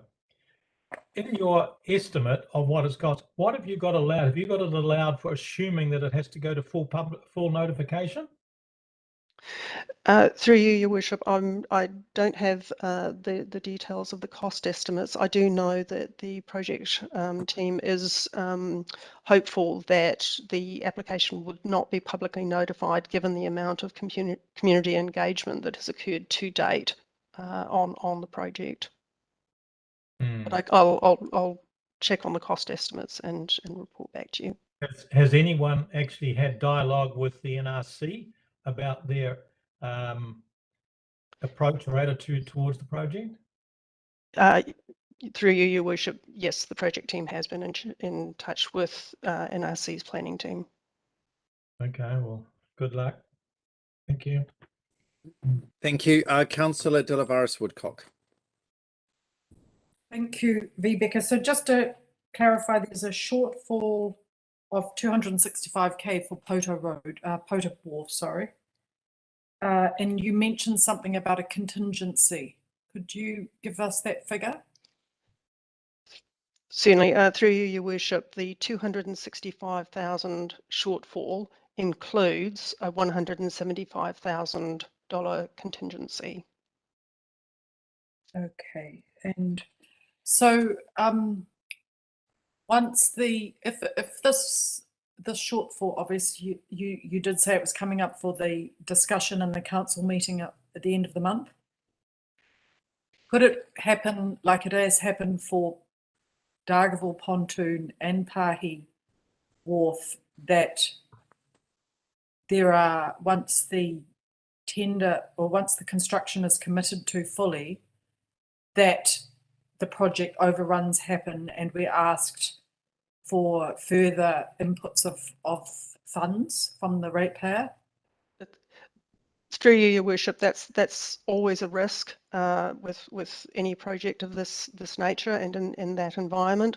It is a design and build arrangement, so we would hope to have greater certainty from the designer because they are the same company that would be constructing, which would hopefully minimise risk. But certainly, I think, as I said before, with a project of this nature, cost escalation is possible. Thank you. And do you have any background information about the activities that have happened over the past summer season in terms of, I've heard about cycle groups having to meet beach landings currently there? Are you aware of the amount of cyclists and tourism that is currently in place that are using Poto as a destination or as a transport meeting spot? Through you, Your Worship, I'm sorry, no, I don't have that detail. Okay, well that would be helpful for in the report to be included. If there's any background information that would give us more insight into the actual needs that are going to get met by this proposal. That's it from me. Thank you. Thank you. Are there further questions for clarification here? No further questions. Thank you, Rebecca. Thank you. Thank you. So at this point, statements, Councillor Kerno. Yes, thank you, Mayor. It's all a bit regrettable at the moment. The additional costs. Yeah, I mean, I understand that building anything in the marine environment is a much higher risk project in that there's so many more variables to be dealt with. But yes, it just feels a bit regrettable at the moment. And I'm hoping that the report that comes to us at the end of the month will cover all the options, including not proceeding with POTO, because that is a big chunk of money to fund. And I'm not sure whether reserve contributions can be used for that as well. So yeah, it all feels a bit regrettable at the moment. And it's possibly feels so because it's taken so long, and as we know, costs have gone up so much that maybe we wouldn't be in this position if we'd done it a year or so ago. Anyway, we are where we are. It's regrettable and uncomfortable, and I look forward to a challenging discussion about it at the council table. Thank you. Thank you. Yes, just picking up on exactly that point regarding the POTO wharf, which has been very, very long in coming, and it's been very delayed by the COVID last year and other issues of people from Auckland being unable to get on site and so on as one of the complicating and delaying factors here. It would certainly appear that we're paying a price for that now. I'm looking forward to seeing what the council paper will say about what the options are for finding the $265,000 shortfall, and because I'm not sure that ratepayers directly funding that is really an acceptable option. But the other opportunity, for example, if you just look in the content of today's meeting at the $130,000 for Poto Road Phase 2, which is now, rather than sending that back to MB, maybe they could say, yes, Poto, you can have this. And that would mean that we only have $135,000 to find here to secure the contingency for the project as far as we know it to be right now. But certainly in the inflationary environment we're in and with project management like it is, it's very, very complicated. So just to the other aspects of this report, I'm also concerned about the administrative back room functions of the council not having quite completed the signing of the agreed documents regarding the Pahi Wharf, and I'm very hopeful that all the I's are dotted and T's are crossed for everything as we're going forward here. These projects are very important with a vision that connects Auckland with all of the Kaipara Harbour, of course, which Auckland is the other half of the Kaipara Harbour, but and connecting Dargaville and ultimately, of course, the Kaihu Valley Trail, that vision of people arriving on their bikes to Dargaville by sea or to Poto by sea, or doing all sorts of interesting routes there, is very much part of the vision that is right within our grasp right now. But certainly it's a very difficult moment when we're going, gosh, a further shortfall to be met. Like I say, I'm looking forward to the paper in due course and full decision on this matter by council in due course. Thank you. We'll go to Councillor Wethy for a statement, then Councillor Wilson-Collins. Thank you. Thank you, Mr. Mayor. Yes, it is a concern. about these overruns. And I guess hark back to right at the beginning when we started to go into these projects, there was plenty of clear messages coming from elected members that these wharf projects had to stand on their own 2 feet and within the funding budgets that were available, and not expect to have subsidies from council revenues. So we're now facing a situation where that looks as though that's going to be the only way we can complete them. A funding shortfall, even after the extra MBM for money of $265,000 or so, of which 175 is a contingency, on a project which has got, as has already been stated, a lot more risks than perhaps a land-based project. A contingency of 175,000 is not a very big contingency. And so there's every chance that in the fullness of time, we could be looking for more money over and above the 265, particularly if it goes to full notification. My experience on marine type consents from the NRC is that don't look to see a cheap option, because on the east side we've not had any, and so be mindful of that in terms of when you come with a paper, because the last thing council wants is one paper and then a second paper a couple of months later with another one, and we're on an elastic string that just keeps getting drawn out. So I also would suspect that there is not reserve contributions or financial contributions available for that area to be a source of council funds, even for, in fact, the Pahi, $75,000. So we would be looking very, very hard and scrutinising where those funds came from for these overruns when that paper is presented to council. I agree with the Deputy Mayor that this project, if there is not a very, very persuasive case put forward, may well be having to be left on the table and be a shovel-ready project for when extra funding comes available. It's happened before at Te Potu Wharf, as the Mayor will remember, back in 2001, and this may be a second occasion that happens, but we would be certainly in a position to take advantage of any further funding that might be made available at a later date.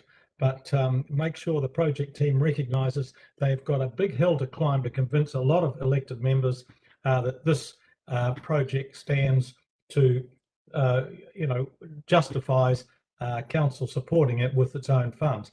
It does also, finally, it does also mean make a very clear message about the original Dargaville pontoon. We started these wharf projects on a pretty bad footing. We ended up with a substantial overrun there, and I just think back, if that is the first one before cost escalations had taken place, etc., had come in on budget, we might have had a bit more money available to fund some of these inflationary pressures that are now being placed on the latter projects within the wharf group. So that's all from me. Thanks, Mr. Mayor. Thank you. Thank you. Councillor Wilson-Collins. Thank you, Mr. Mayor. Poor Poto Wharf. Oh, it's had its struggles, and so the elected members that have already spoken have already talked about the monetary restraints and the real concerns there, and I do have those concerns as well, but so I won't repeat them. But I would like to also highlight where my concern coming from with the wharf project at the moment is whether we're going to end up building a wharf worthy and useful and purposeful and needed by the community, or whether we're just going to end up with a wharf for the sake of building a wharf, with all the changes in design and where it's going to be, etc. So I'm very interested in the community engagement that the staff say is happening at the moment, and I think that needs to be included in our paper. We need to know this new design and this new location, if that is actually supported by the community down there. It's unavoidable. There's always someone who says council shouldn't have done X, Y, Z, but I just want to feel secure in knowing that if we go ahead with this wharf, that people are going to celebrate it and want it and need it and use it, rather than, oh, there's that lemon of a wharf that the council built because they were so desperate to get the project through. Okay, that's where I'm sitting at the moment. So fascinating meeting coming up in March. Look forward to what's going to happen there. So thank you, staff, and I know this is historical now. This has been going on for years, and it's nobody's you know, there's no blame to lay on this. It's COVID issues, it's construction issues, it's all sorts of stuff going on, but we're obviously now at a crossroads of having to make a really important decision. So look forward to that. Thank you. Thank you. Thank you. Further statements from elected members here? No, right. Councillor Kerno, closing statement if you wish. Not really anything to add, just that this is going to be a difficult decision in March, and it's going to need a full paper that really helps us to explore all those options about how we would fund it, whether it is what the community want. Yeah, so yeah, I think no option is off the table in that paper, if that could be the message. All right, thank you. Thank you. That's clear. Right, so we're putting this to the vote now on the noting of the report regarding Kaipara walls. All those in favour, please raise your hand and say aye. Aye. Against? Carried. Thank you. Thank you. Moving on with our next item, which is the Dargaville to Te Koparu Stop Bank project. So I'm seeking a mover for this item. Councillor Wilson-Collins, thank you. And a seconder here. I'll second this. Thank you. Fibre, kia ora. Thank you, Worship. So things are tracking reasonably well with this project. The investigations have taken a little longer than expected, but they are being finalised and the project is moving into the design phase, and it's not those investigation delays are not expected to have any impact on the overall timeframes. The cultural impact assessment is underway, and we're hoping to submit the consent application by the end of May. We did recently have a meeting with MB to update them about progress, and they have not raised any concerns. So still in the early days of the project, but tracking well at the moment. Thank you, and happy to take any questions. Thank you. Elected members, and are there any questions for clarification here?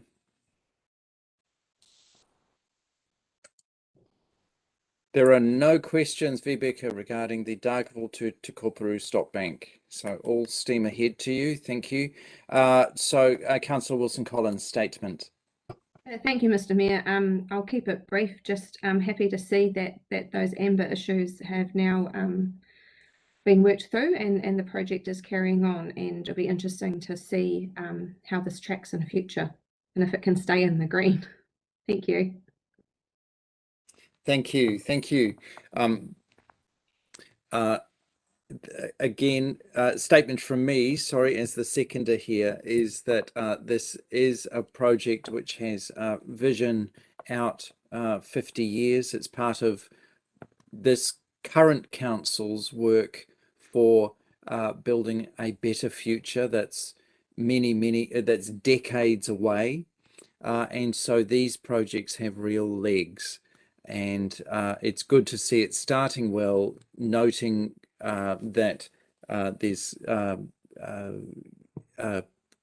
if you like, issues with contractors already being very, very busy and design, but nevertheless, it's all progressing well so far. But there's a long vision here for a long time into the future, and the works that are in this ultimately end up entering our spatial plan document for Kaipara District Council, and end up, of course, entering into the regional spatial plan as well for all of Northland. That will be coming ahead as the Resource Management Act changes. So us getting this work done is very, very important while we have this council with its local knowledge and awareness working for this local focus and contributing this into that regional pool of knowledge that is going to be ahead under the RMA reforms. So this is really serious and positive. Are there further statements from elected members?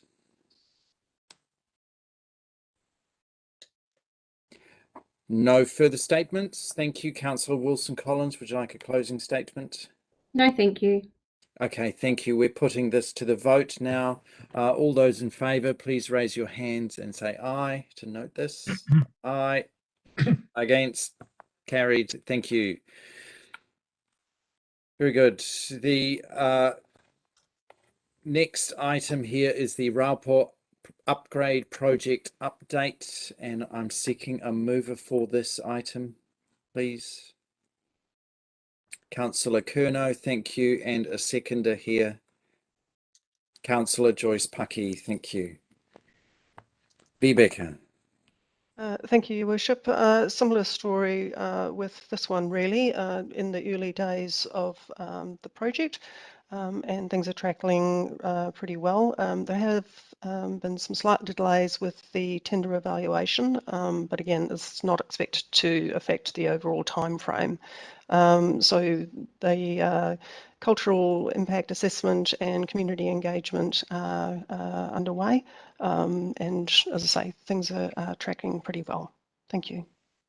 Thank you. Thank you. Elected members, are there questions for clarification here?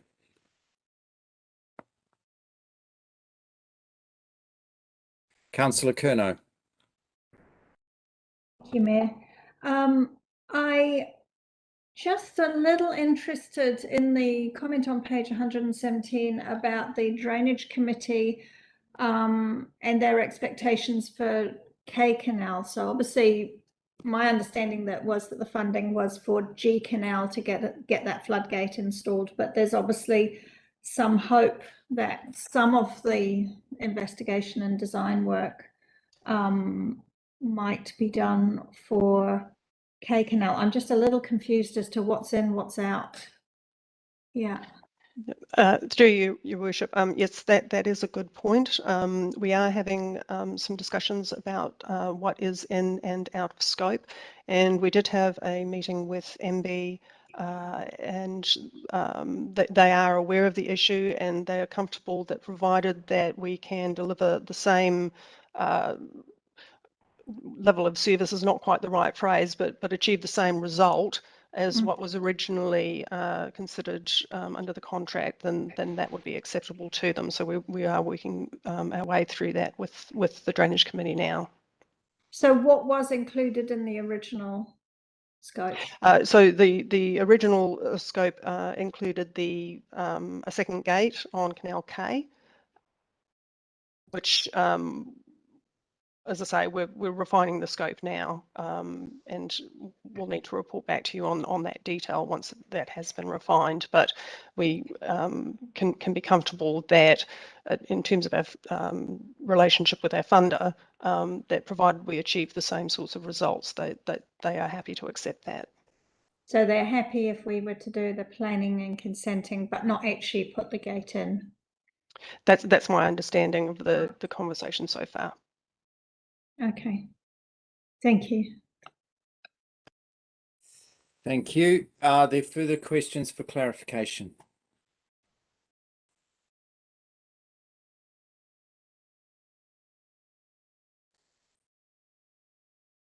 No further questions at this point. Thank you, Rebecca. Councillor Kerno, statement. Thank you, Mayor. Yeah, just a very, very quick statement here, and that is, just as we've said before, this is a project that has been decades in the planning. So we're very fortunate to be in the position to have the funding for it. Ideally we would deliver both of those gates or get as close as possible to delivering both those gates, and it's good to hear that the team are working on that. Thank you. Thank you. Councillor Joyce Pucky.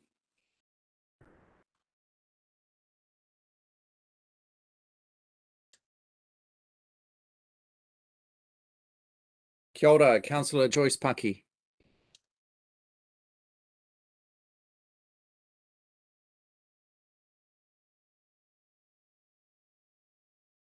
We can't hear you at all.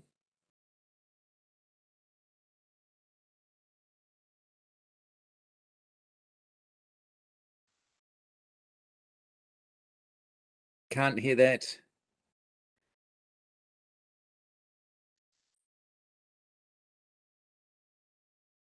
What a mystery.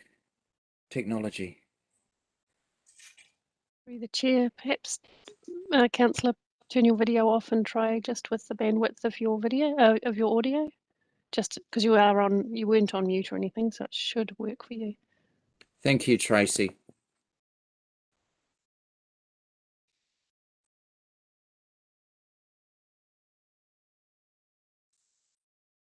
Councillor Joyce Pucky,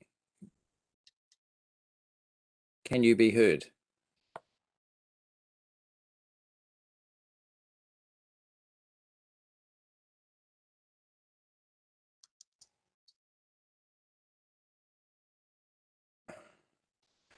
Right, I can't be heard here. Just back to you, Tracy. So this is an IT related challenge for us right now, and just to keep this matter rolling and this clear, if Councillor Joyce Pucky cannot be heard, Councillor Joyce Pucky, do you have access to a telephone, and could you ring in? Or could you telephone me? Or maybe put a quick message in the chat. Or just telephone me so that we can see you, and then we'll hear you and I'll put you onto speakerphone. Does that work? Councillor Joyce Pucky, your hand is raised.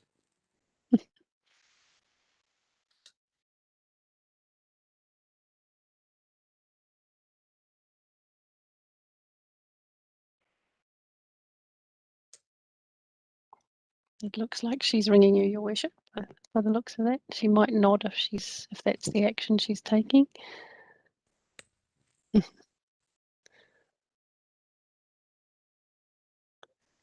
Kia ora, Councillor Joyce Pucky on the phone. Kia ora. For you, Mr. Manga, it was no further comment from me. Oh, after all that, thank you, Councillor Joyce Pucky. That's very clear. But look, democracy prevails, and we've proven that now at least. So, thank you for that. Okay, look, there we are. Councillor Joyce Pucky has now concluded the phone call. Thank you. That was clear. Elected members, are there any further statements here?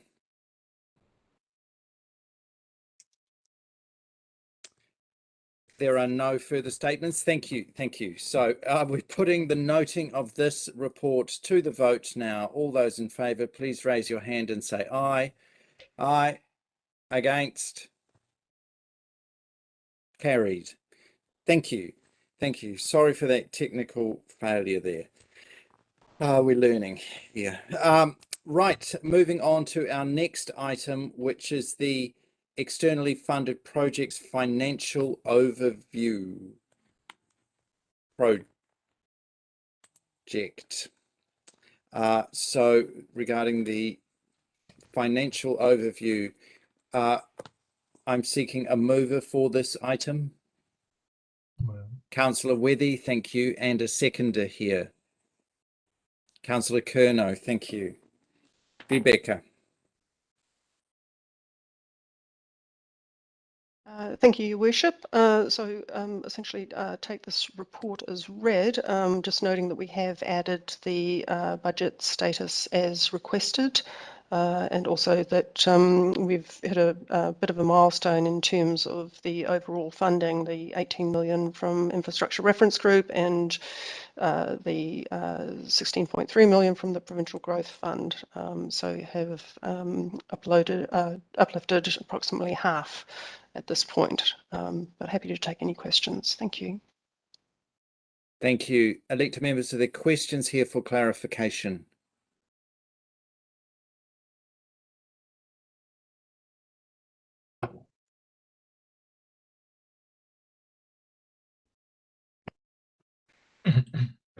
There are no questions for clarification, Rebecca. Thank you.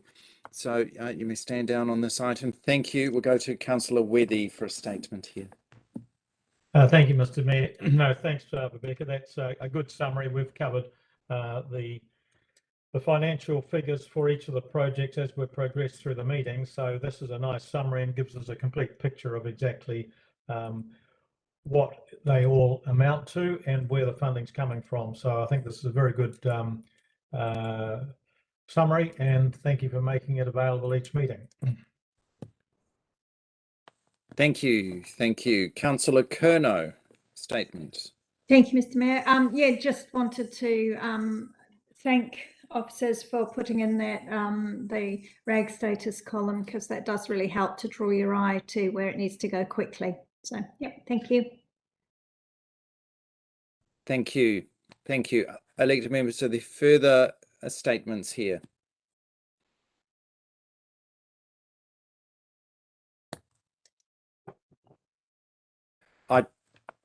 I'd like a quick statement from me is noting the commentary that we're about 50% on our spend to date, and sorry, that we've spent 50% of what the total budget for the total projects is, shows how far we've come and that there's a long way to go. And as these projects conclude, many of them within the next few months, I exactly expect to see a rapid increase in that completion date. Noting that across the country, the feedback from mayors and colleagues and councils across New Zealand is that these capital works projects are going very, very slowly everywhere across New Zealand right now, and that's partly linked with the COVID and supply chain issues and so on and so on. So this is a very, very challenging area for projects to for councils everywhere to be delivering on with projects such as these. But us being at 50% right now and immediate completion of many more of our projects on the horizon means, as far as I'm concerned, by the time we certainly get to June, we should be in a very different place to what we see here right now in a few months' time. So well done to the team for all of the management and all of the project management that's going on in the background. This is very serious work, and it's not being taken lightly, and it's not for amateurs. So well done. Kia ora. Further statements, elected members?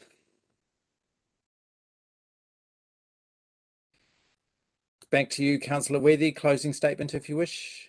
No, nothing further from me. Thanks, Mr. Mayor. All right, thank you. We're putting this to the vote now, the financial overview. All those in favour, please raise your hand and say aye. Aye. Against, carried. Thank you. And Councillor Dilavaris Woodcock, very quick out of the blocks there. Thank you.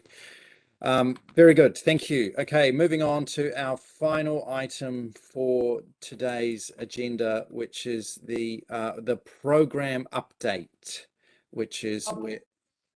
Yes, Mr. Mayor, I'm quicker even still. I would like to move that. Quicker, Councillor Dilavaris Woodcock. Thank you. Keen as a whistle. Being moved here, the noting of this report by Councillor Dilavaris Woodcock, and I'm seeking a seconder for this. I'll second this. Thank you. Right. Rebecca. Right.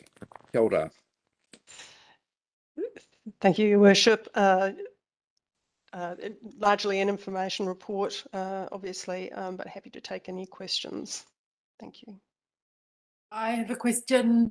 Councillor Dilavaris Woodcock, question. Yes, thank you, Rebecca. I imagine it would be a miraculous event if the Kaihu Valley Trail was 50% complete by July this year. Would I be right?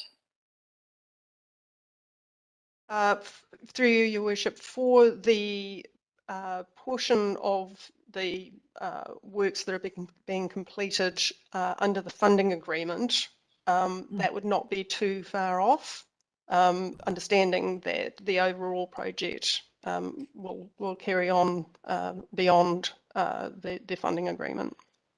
Right. So Okay. we're measuring it in terms of what's covered by the funding agreement with MB. Okay, thank you. Thank you. Thank you. Further, are there further questions?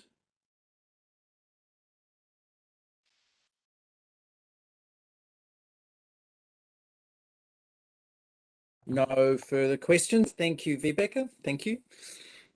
Statements, Councillor De La Varis Woodcock. Thank you, Mr. Mayor. I would just like to say that it's very heartening and exciting to see opening events scheduled along this timetable for the following year. And yeah, I wish all of these projects good speed and good luck. Thank you. Thank you. And a similar point from me, within the immediate next horizon of the next 6 weeks, or 8 to 8 weeks, we're anticipating 3 of these significant opening events. And so this is a season of real action and results by Kaipara District Council. We've had vision here, and we're seeing this come to fruition. And the next immediate period, like literally between now and Easter, is going to be a good one for us all. And I hope that the COVID restrictions in our community ease, and that the any issues around us being able to gather in person are eased, so that we can celebrate with the community in person with these wonderful opening events. We go to Councillor Kerno, then Councillor Wilson-Collins. Thank you for statements. Yes, I echo the enthusiasm for the projects that are starting to come to the exciting part, which is building and even being completed. So that is exciting, but I do note that some of these projects, some of the bigger ones, will, even when we complete the project that we have with our funders, as Rebecca suggested, only be partly completed. For them to continue, we either need additional external funding or additional development contributions and reserve contributions. And our policy directs those to the area of growth. And so I encourage councillors to think about the fact that for these projects to complete, we may well need to think about how we make growth possible across the district, not just in the areas where it's already going gangbusters. Thank you, Mayor. Thank you. Thank you. Councillor Wilson-Collins.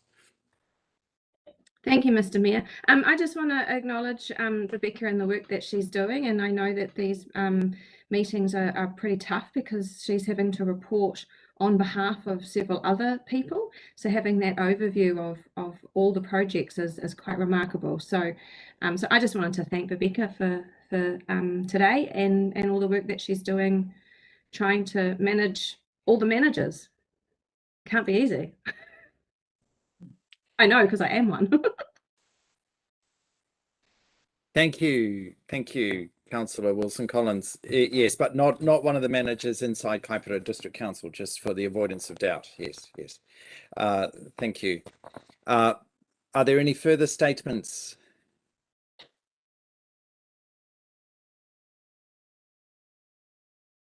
No further statements. Thank you. Councillor De La Varis Woodcock, closing statement from you. No, thank you, Mr. Mayor. Nothing further to add. Thank you. Thank you. All right. We're putting this report to the vote now for the noting of this report. All those in favour, please raise your hand and say aye. Aye. Aye. Against? Carried. Thank you. Thank you. So at this point, this brings us to the end of today's externally funded projects committee meeting of Kaipara District Council. I'd like to thank everybody for their attendance. I'd like to thank all the project management and the project teams in the background. There are many engineers and operating staff of the council and our consultants and contractors out there who are working very hard on all of these projects to bring them to fruition. As I said, it's a great time immediately ahead, but I'd also like to just draw attention to Vibeke Wright, who has been with us for the last few months and working in this liaison role for all of the projects of the externally funded projects, but noting that Vibeke will be moving on from Kaipara District Council in the near future. So thank you, Vibeke, for your attendance and your amazing professionalism you've been bringing to around our table and your support. So thank you for that and for your leadership here, and wishing you very well for the next steps that you have in your professional career. So thank you again for your service to Kaipara District Council here. At this point, I'm going to close today's meeting with a karakia. Kia tau ngā manaakitanga a te mea ngāro ki runga ki teina tātou, kia mahia te hua makihikihi. Kia toi te kupu, toi te mana, toi te araha, toi te reo Māori, tihei Māori ora.